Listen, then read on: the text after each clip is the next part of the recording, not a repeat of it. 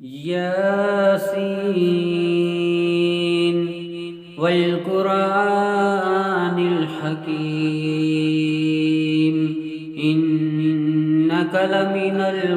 المرسلين على صراط مستقيم تنزيل العزيز الرحيم لتنذر قوما ما أنذر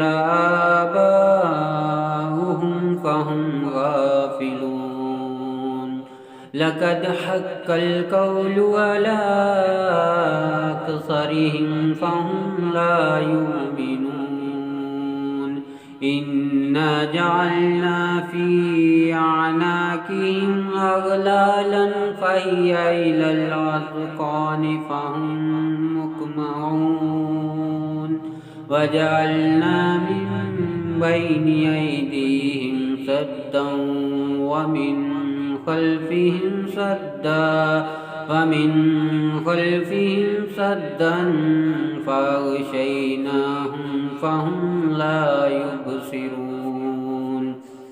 وسواء عليهم أأنذرتهم أم لم تنذرهم لا يؤمنون إنما تنذر من اتبع الذكر وخشي الرحمن بالغيب فبشره بمغفرة وأجر كريم إنا نحن نحيي الموتى ونكتب ما قدموا وآثارهم وكل شيء أحصيناه في إمام مبين واضرب لهم مثلا أصحاب القرية إذ جاءها المرسلون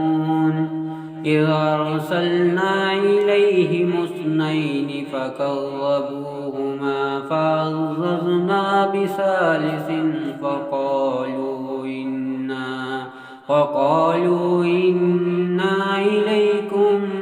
مرسلون